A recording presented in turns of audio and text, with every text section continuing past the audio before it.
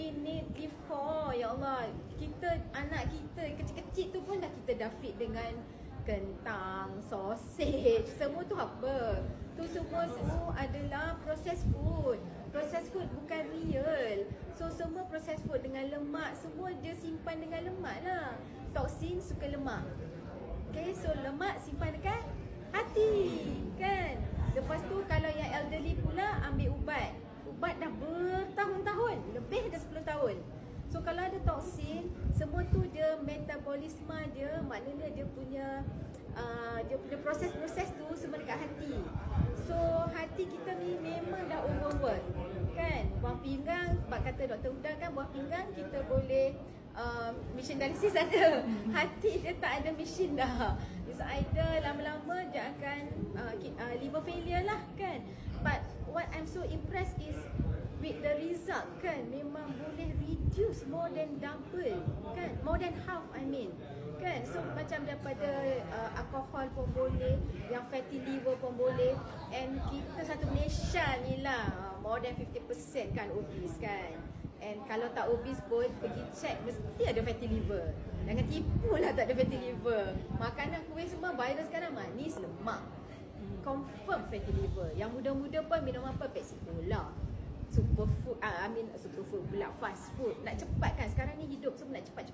Makan pun cepat, makan pun berjalan, minum pun berjalan, semua nak cepat.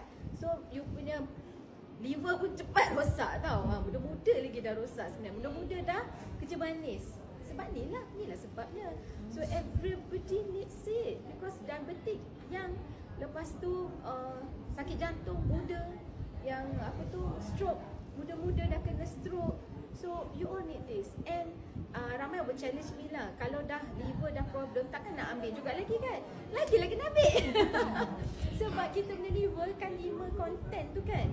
One of the content is nak protect your liver, nak lindung kita punya liver, and then energize your liver, kan, yang French oak wood tu. So memanglah kena ambil, because it will get better. And that's why one of the biji brokoli tu, bila I baca, sebab masa launching kan dia concentrate biji brokoli, dia ni kenapa dia concentrate satu je ni, padahal ada 5 bahan, kan. Yang 2 main ones is, one of them is biji brokoli. Biji brokoli tu bila you tengok ni add on lah, dia punya research tu banyak tau. Boleh prevent progression of kidney problem, even boleh prevent progression of the big C, ketumbuhan, kan, which is the biggest problem now. Lepas tu sugar pun boleh turun. Lepas tu obesity pun, sebab tu semua orang suka, kan. Sampai orang tengok TikTok, dia ingat kita ni jual ubat kurus. Sebenarnya tidak, kan. Jadi your tu lah yang FYP kan semua orang, kan. Semua orang PM nak ubat kurus dia. I tak jual ubat kurus, but it's a good side effect, kan. So memang thank you founder lah, because bila dia formulate something tu is really contemporary for us, that the whole Malaysia, even the whole world needs it, kan. And it's way forward, moving way forward. And 5 tu dia formulate just minimum, tapi a very good effect and a very good side effect, kan. Kita dapat banyak sangat testimoni side effect yang bagus-bagus.